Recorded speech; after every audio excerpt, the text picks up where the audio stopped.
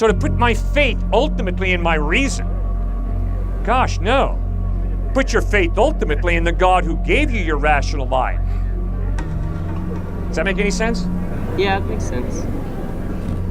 I like the way you think. Keep going. We're also supposed to exercise judgment Yes, as part of our innate ability to reason. absolutely. And you said earlier that we need to pray for wisdom. Yes. How do you know that the Bible is true? There is no way that I could show you that the Bible is the Word of God. So I wouldn't want to waste your time or my time trying. I'm out here pointing people to Jesus Christ. And obviously you don't read about Jesus in Genesis through Malachi. You read about Jesus in Matthew, Mark, Luke, and John, the 4 Gospels in the New Testament. So the question is, what's the evidence that those Gospels are reliable? First point. The number of manuscripts that we have for the New Testament is embarrassingly wealthy. For Aristotle, Plato, Caesar, Tacitus, Thucydides, and Herodotus, at the most for any one of their works, we've got 20 extant manuscripts. For the New Testament, we have over 5,000 Greek manuscripts or pieces of manuscript. No comparison. Then we've got the Vulgate, Latin Vulgate translation of the Bible, which is from the 5th century, the 400s, written by Jerome. We have over 8,000 manuscripts of the Latin Vulgate. So the manuscript evidence, the number of manuscripts for the New Testament is so superior to any document from antiquity, it's fascinating. Second point, what's the gap, year-wise, between the writing of the document and the first manuscript that we have? For Aristotle, Plato, Caesar, Tacitus, Thucydides, Herodotus, the gap is anywhere from 700 to 1400 years. For the Gospels, the Gospel of John, the gap is 30 to 80 years. Today, at the John Rylands University Library in Manchester, England, there's a fragment of John chapter 18 that is dated 117 to 128 AD. That is a gap of 30 to 80 years from the time John wrote the Gospel of John to the first manuscript that we have. Nothing from antiquity even approaches the New Testament in that small gap between the date of writing and the first manuscript. Third point, we have 42 people who wrote within 150 years of Christ about Jesus. We have 10 who wrote about Tiberius Caesar within 150 years of Tiberius Caesar's life. Obviously, Tiberius Caesar was the most famous man of his day. He was the Roman emperor. 10 people wrote about Tiberius Caesar between his life and 150 years. 42 people wrote about Jesus between his life and the end of 150 years. So for someone to try and argue that Jesus is not an historical person is really embarrassing. Fourth point, read the Gospels. Notice the tremendous honesty of the authors. Notice how Peter, the leader of the first century church, is pictured in living color in his sin, in his stupidity, with his severe open mouth and Jack foot disease. Now, if I'd have been the leader of the church in the first century, I would want those sections rubbed out. But the Gospels have the wonderful ring of authenticity as they record the problems, the sins, the failures of those first century leaders of the Christian church.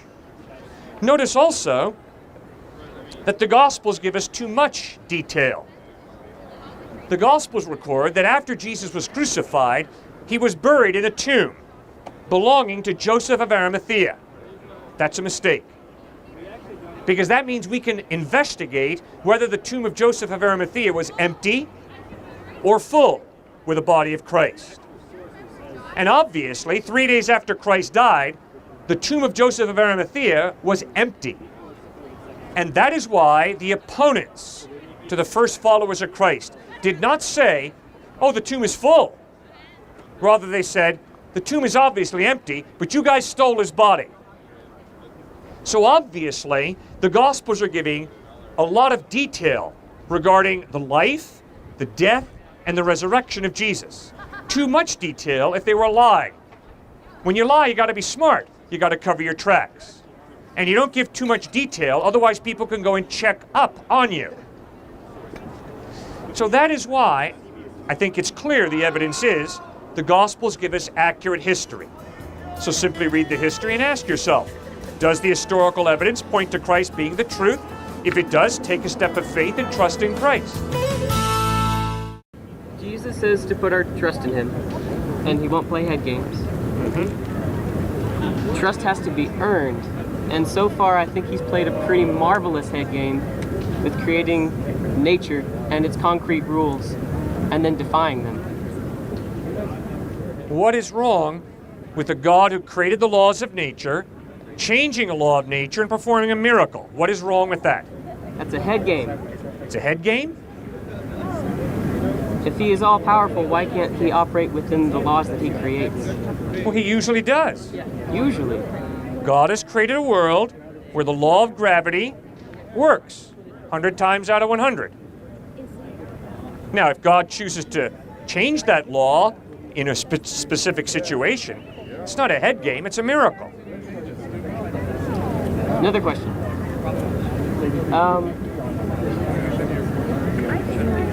Why should I trust God over myself, my own judgment, my own right to reason?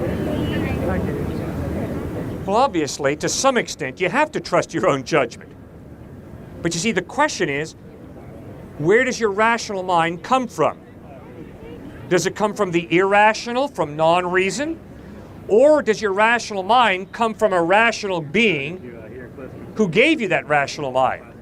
And if there's a rational being who gave you your rational mind, then don't worship your rational mind, worship the giver of that gift of a rational mind.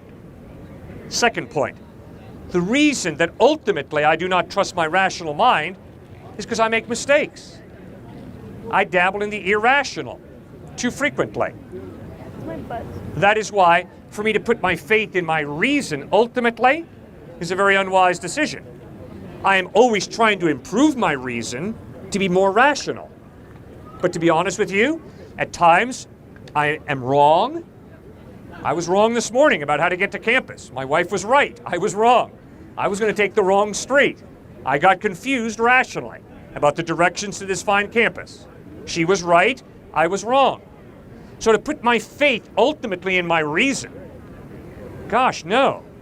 Put your faith ultimately in the God who gave you your rational mind. Does that make any sense? Yeah, it makes sense. I like the way you think. Keep going. We're also supposed to exercise judgment Yes, as part of our innate ability to reason. absolutely. And you said earlier that we need to pray for wisdom. Yes. Praying ain't doing. You've got to attain wisdom. Okay. Good. Read hard. Study well. Why pay money to the University of Arizona to hire professors to teach you? Is that laziness? Is that irresponsibility on your part? No. It's because of value. Yeah, it's because you need help. I need help to learn how to think better. I have been taught a tremendous amount by people who are far more intelligent than I will ever be. That's why I went to college, and that's why I've read, and that's why I've sat in the classes of a lot of different very rational people. Now, if there is a God who gave me my mind, if there is a God who created me for a purpose, then I need his help to live a wise life. And so that is why I pray for wisdom. Not to lapse into irresponsibility, not to lapse into shutting my brain down and not thinking. Quite to the contrary, to help me think better. But what about free will? He Good. can't just bestow you with wisdom. He's not necessarily going to light up a path for you. That is all that you can do for yourself. Very good. And what value you give to your life is the value that you give to it. Okay, I agree with you that Christ does not come to wipe out my free will. But what Christ does come to do is to help me want to choose what is good. And then he comes to give me the moral power to do it more effectively. So he doesn't come to wipe. I don't lose my free will when I put my faith in Christ. Instead, my putting my faith in Christ is a request. Christ, help me to want to do that which is good. Because very often, sir, I don't want to do what's good. Have you seen the movie Munich? Steven Spielberg? All right, watch the movie Munich. It's a very sad but very realistic picture of what happened to 11 Israeli athletes in the 1972 Olympics in Munich. They were kidnapped by some Palestinians. When the attempt was made to rescue them, they were all murdered. All right, then what happens is Prime Minister Golda Meir sits with some advisors, and she says, we're going to hire killers. They're going to go under assumed names. They're going to get money under the table. And they're going to go out and they're going to kill the people we think murdered those Israeli athletes. But Golda Meir says something that's fascinating. She says, every civilization at times has to negotiate compromises with its values. Every civilization at times has to negotiate compromises with its values. In other words, Golda Meir, as Prime Minister of Israel, knew full well that it was wrong what she was doing. She knew that she should have those Palestinian suspects arrested, brought to Israel to stand trial before a judge and a jury. Instead, she compromised what she knew was right in order to have some Palestinians slaughtered for the murder of those 11 Israeli athletes at the Munich Games. See, I think we're all like Golda Meir at times. We know what's right, but instead of me doing what I know is right, I do the opposite. I'm a mixed up kid. I got a problem. That's why I need Christ. That's why I need God. Morality is a set of rules that dictate what you do, right? Or a way that you can live your life. Should. So the Ten Commandments are part of those axioms that compose your morality, right? The Ten Commandments are a reflection of God's character, which is just. And so, yes, I would argue the Ten Commandments are examples of objective morals. So, what makes those morals unarbitrary? Those morals come from an eternal thinking mind that is just. They defines came from a guy justice. who came down from a mountain. No, obviously, the claim of Moses is those Ten Commandments come from God. The claim Yeah. from a human. Right? Now, not only that, you have a conscience. Not only that, every Homo sapien on the planet has a conscience. And when you study anthropology, what you'll notice is how many cultures agree with the Ten Commandments. I don't know of any culture that says murder and adultery and lying and stealing are good. Living for another doesn't necessarily have to be good also. If we're supposed to love each other and live for each other, where does my happiness come into play with that? Okay, good question. Where does your happiness come from? The reward of living out my virtues. The reward of living out your virtues? Okay, now, if you define it as being virtuous to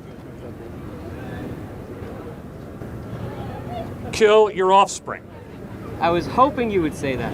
I was really hoping you would say that. Good, I'm glad I met your hopes. Because virtue is not just what you feel like doing compulsively.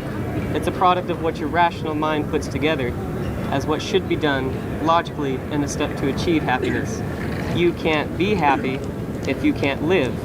And you can't live if you don't work. And you can't work if you don't accept reality.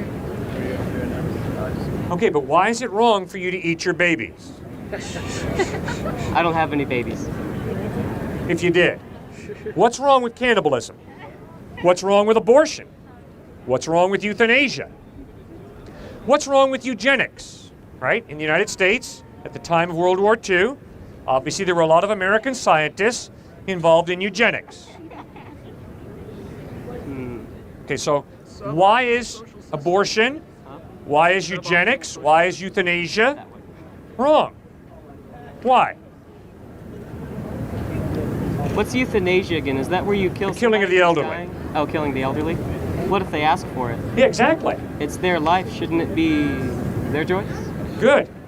If an elderly person asks you to kill them, would you kill them? If they asked. If they asked. Okay, I wouldn't.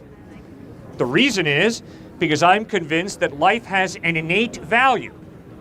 And just because a person gets depressed and wants me to kill them, doesn't mean I'm going to kill them, because I'm convinced they're out of touch with reality. And reality is that life has intrinsic, innate value. But value comes from fulfilling a function. What function does life fulfill that gives it value? Or is it just because of the sake that life is life that it has value? Okay, that's a great point. Okay, does this guy have value because I give him value?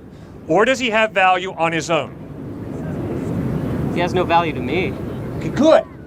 He has no value to you. So does that mean that he really has no value? It doesn't matter to me. Now you're being consistent. I like it. Okay, very good. This guy has no value if you don't give him value. What about the value that he ascribes to himself? Well, why is he right and you wrong? Right about what? Having value. If you say he has no value and he says, oh no, you're wrong, I've got value, who's right? It's to the best of my ability that I make my judgments. Okay. So you make your decisions to the best of your ability, and he makes them to the best of his ability. What makes him right or what makes him wrong? We can still disagree. Oh, I know we can all disagree, you bet. And we celebrate the fact that we can respectfully disagree. But what is real? In reality, does this man have intrinsic innate value? Or does his value depend upon his culture, us, saying, you have value? It depends upon his actions. Okay, good. Values are not sociological functions. Okay. So if he is a pain in the neck, and he's obnoxious and he's a real twit, does that mean he's less valuable than this guy who's a real decent guy? That's an interesting question. How about he's Hitler? Exactly. How about when I work in prisons, I go into PC, protective custody, and I talk with some men who have done some horribly grotesque things to people. Because they've done some horribly grotesque things to people, does that make them less valuable as human beings than you or me? It doesn't matter to me what their value is. It doesn't matter to you what their value is. Good. Jesus Christ contradicts you. According to Christ, all human beings have tremendous worth and value because they've been created by God for a purpose. And that purpose is to love and worship God and to love and serve each other. So if they don't fulfill that purpose, does that make them not valuable? Absolutely not. I don't care if I'm talking to a rapist or a celibate monk. A person's value has nothing to do with how they've chosen to live their life. A person's value instead has to do with the fact that they were created by God for a purpose. And I don't care whether you're a celibate monk or nun, Mother Teresa or whoever, or whether you're a rapist and a murderer. You still are a human being created in the image of God with intrinsic innate value and dignity. Say that I'd like to convert from an agnostic to a Christian. Right. Before I'm able to give that up, I want to know that the points in my life when I feel the most in tune with humanity are not trickery of the devil, that they are actually God trying to reach me saying it is worth it to be a moral, good person. And I feel, I don't want to say that it's impossible to have those feelings without it, just that I've had the strongest experiences of religious ties through it. Okay. Well, then my encouragement of you would be read the Gospels, check out the objective historical evidence pointing to the reliability of Christ, and then secondly, try to obey the teachings of Christ. And if you're really trying to live a good life, I think the teachings of Christ are really going to make a lot of sense as you try and live them out. In fact, in John chapter 7, verse 17, Jesus says, if you choose to do God's will, you'll find out whether my teachings come from God or whether I speak on my own. Try and live out the teachings of Christ. A guy who did that was the brilliant Russian novelist Leo Tolstoy. Tolstoy was a brilliant thinker. Tolstoy began to realize life is meaningless. There is no God. Life is an accident. And therefore, Tolstoy realized Why shouldn't I end it all in suicide? Why shouldn't I just give up and die? Tolstoy talked to the philosophers of his day, and he could not come up with a good reason to keep living. But then Tolstoy looked at the Russian peasants, and Tolstoy saw the poorest people in Russia who were suffering the most, who had meaning in life, they had joy, they had hope for the future. And Tolstoy put it together. The Russian peasants' faith in Christ works in their life. And Tolstoy began to try to follow Jesus Christ because it flat out worked. Under the teachings of Christ, is it impossible to live that moral life so long as I continue to practice? Yeah, but as you continue to try to live a moral life, as I do, I think you're not different from me in that we both will fail at times. And then we experience guilt, which is good. It's an alarm system. Watch out, Cliff. Watch out, friend. You've blown it. You've tried to live a good life and you failed.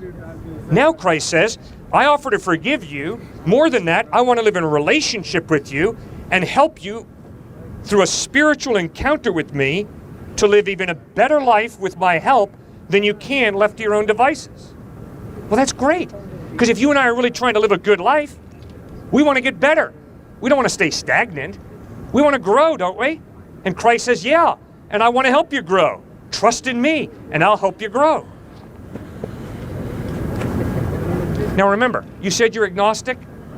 Okay, and I respect you in one sense, but I got a problem with agnosticism in another. Here's how I respect you. I find it incredible that Albert Einstein said, I know less than 1% of all there is to know. Obviously, in the 99% plus that Einstein didn't know, he knew God could exist. I find an atheist incredible. Because an atheist is saying, I understand all of reality so well that I know there is no God. Give me a break. If Einstein knew less than 1% of all there is to know, you're going to tell me that you understand the universe so well, you know there is no God? I mean, come on. All right, so I understand why you're agnostic. But then here's my problem with agnosticism. Agnosticism is an intellectual option, but it's a practical impossibility. Why? Because you have to make ethical decisions every day. And the ethical decisions that you make every day are based on a worldview, how you view reality. And you're either going to live your life as if there's some type of God and objective morals, moral absolutes, or you're going to live your life as if there is no God, and only relative morals. Well, not necessarily. I do agree with what you're saying a lot, but the only part I take issue with is that I believe that there are moral options you can take and make that are not necessarily needed to be included in a theological view. Is that you could just choose to do the right thing because it makes you feel good, regardless of any teachings that you've had. Okay. All right, first of all, before I continue with you, you are a delight to talk to, all right? I'll tell you that right now. You the way you think, man, thank you, okay? It's an honor talking with you. We disagree, obviously, but we're civil and, man, it's a delight, okay? All right. Now, you're right. As an agnostic, you can say, all right, I think this is good, and because I think this is good, and because of the joy, the happiness that I experience in living this kind of goodness, I'm going to stick to it. Is that what I hear you saying? Am I right? Okay, now. Just please check it out. What you say and experience as being good, doesn't it really parallel what Jesus taught? Not entirely. That's the part where I'm give me an example. The example is my experiences with marijuana. Is that this is taught directly as sorcery from the Bible. I mean, that's the translation from. It's not a exact translation. It's over time. It's misinterpreted, but it's pharmacia. You're right. I know where you are. So yeah, exactly. So it's a trick that the devil uses to take us away from Christ's life. And I believe that I'm honestly led, in more often than not, paths of enlightenment or paths of peaceful cooperation and community than anything else. It's rarely, very rarely, not entirely absent, but feelings of greed or, individualistic ideas. It's almost always communal, sharing, stuff like that. Okay. So what I hear you saying is, when I do weed, I feel more communally oriented, right? Yes. Okay. Well, obviously the Bible never says don't do weed. Jesus never said that. And obviously that's a difficult issue. That passage in Galatians where Paul talks about witchcraft and is tied into that pharmaceutical word. All right, so therefore people imply that that's referring to drugs. All right, that's a hard one. To be honest with you, the reason I would encourage you not to do weed is because it's not too healthy to pile THC up in your body, all right? And secondly, it's against the law of the land, so because you live in this culture, don't violate the law of the land unless the law of the land violates the law of God, in which case be a conscientious objector. Civil disobedience is a definite option for a follower of Christ. But I would be concerned about your experience that you only really experience love if you're high on weed. Oh, I don't want to say that I only do. That I think that might be an exaggeration. Okay, great. It could be used as a tool to help me understand or sometimes find this sense of community when at times I feel depressed. It's Yes. a hope or faith that isn't unachievable without Right. it, but could necessarily be easier to find with. Okay, well, if you struggle with depression, and if marijuana helps you deal with depression, I can understand that, all right? That's not hard to understand. But what I would plead with you is that there is more to love, there's more to communal feelings than being stimulated by a drug or by alcohol, right? Because when you study the teachings of Jesus, it doesn't feel good for me to love my enemy. Okay, I hate my enemy. Okay, I feel like cutting my enemy off at the knees. Okay, but Christ calls me to love even my enemy, and it's as I obey him that I grow in depth of character. And that's exciting. And I pray that that'll be your experience as well, because I think that'll point you more towards Christ and less towards marijuana. The agreement among all the cultures of the world that murder is wrong and adultery is wrong and lying and stealing is wrong is one solid piece of evidence that indeed there's a God in heaven who gave us all a conscience, and the consciences. Alternatively, these are evolutionarily advantageous. Not killing someone in your gene pool, not killing your son. And that's why we all accept them as moral truths. Tell that to the Jews during the Holocaust. Tell that to the people who experienced the force of the American military power. Try to convince people who are oppressed. Well, don't worry. In this life, evolution will win, and we'll all get better. I think evolutionary optimism is pretty empty and hollow if you look hard and think about it. If evolutionary optimism is based on the fact that you just allow evolution to keep going and we're going to have nirvana, we're going to have utopia, sir, baloney. If we've had billions and billions of years to evolve to perfection, we're a long way from perfection, sir.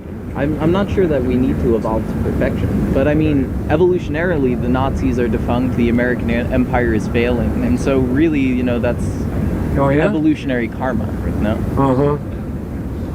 Well, there are a truckload of people, sir, going to bed starving tonight. It's unfortunate. Like 1/3 of the human population. It's unfortunate. We should really address that. Yeah, well, there's a real problem with evil, sir. And if you're going to bank on evolutionary optimism to solve the world's problems, that's, I find, incredibly hollow. I think that we should have an active role in it, but I also feel that, like, these basic human moral values don't necessarily have to come from a god, as they've come from many other gods. And so, like, without it, we still have these. Life is meaningless, and in the midst of the meaninglessness, to try and argue that evolutionary optimism is going to ring true sounds to me like an amazingly elitist worldview from a very, very comfortable American university campus. I think you're making a dichotomy between living for God and living for nothing, and I think there's a lot of other things in between. Living for human experience, for example. Living to experience the world. Live for human experience.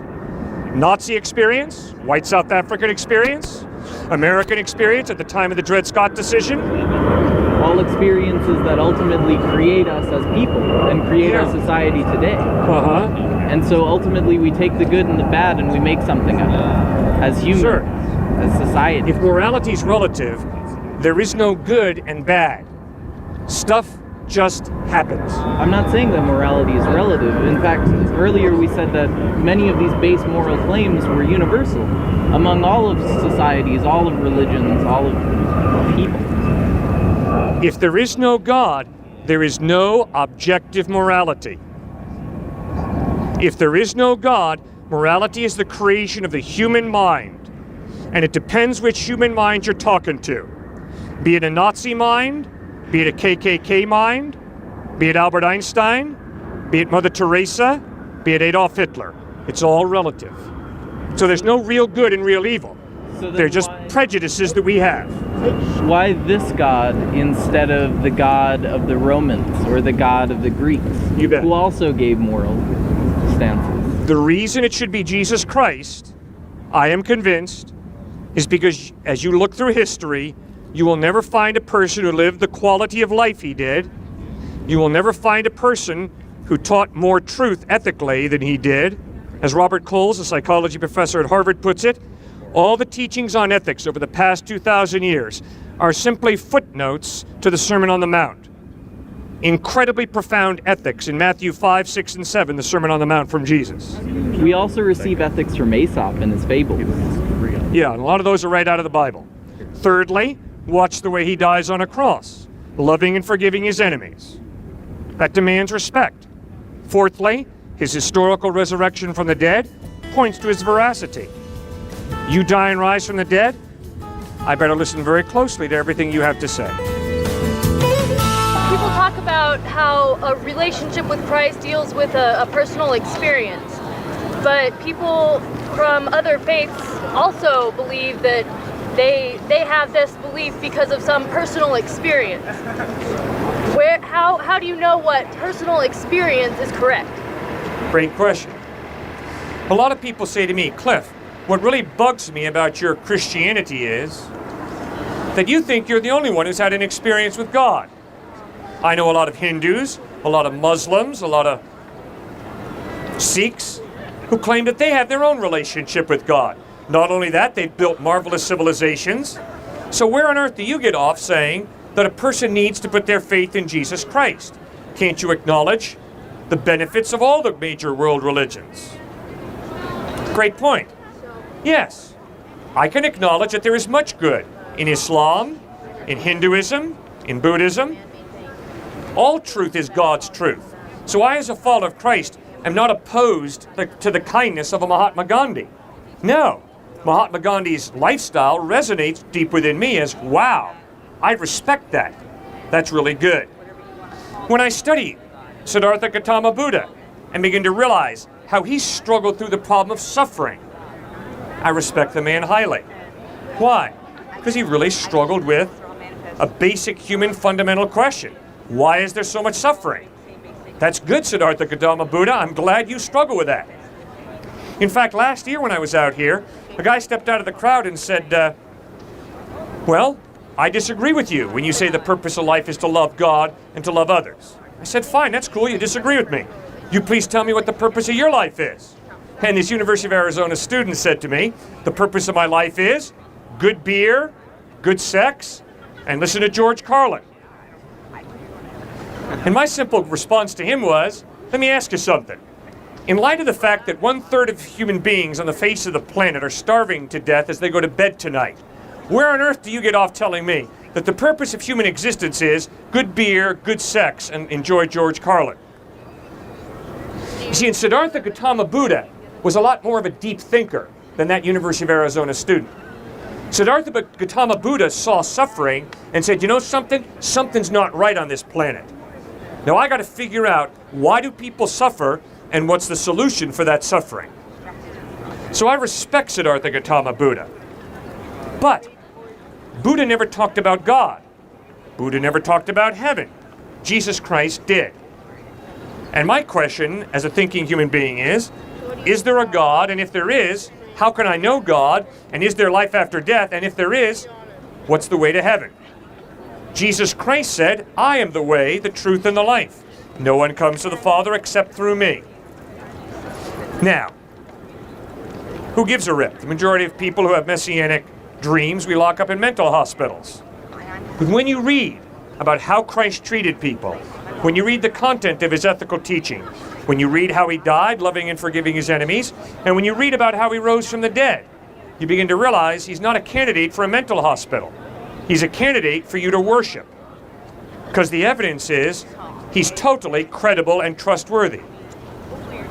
Now, what do I say to someone who says, well, Cliff, I've had this experience with God, and I don't accept Christ? My point is, I don't know the experience that you've had, obviously. I'm glad you've had your experience, but you got to be careful. You've got to have some objective basis for determining whether your experience is real, whether your experience is based on a fantasy or on truth. You have to have some basis to determine whether your experience is not a counterfeit spiritual experience that comes from Satan. And that's why you've got to have objective truth in addition to your personal experience. So you better look for objective truth in addition to your subjective experience. And that is why I'm a follower of Christ, because the objective evidence is that Jesus Christ is reliable. Now, you talk to different Christians and they have different experiences. Well, there's not one way to experience Christ. We obviously are all unique. We're different. And when you read the Gospels, you read about Jesus walking along one day, and the crowds were pressing in on him. And suddenly Jesus stopped and said, someone touched me.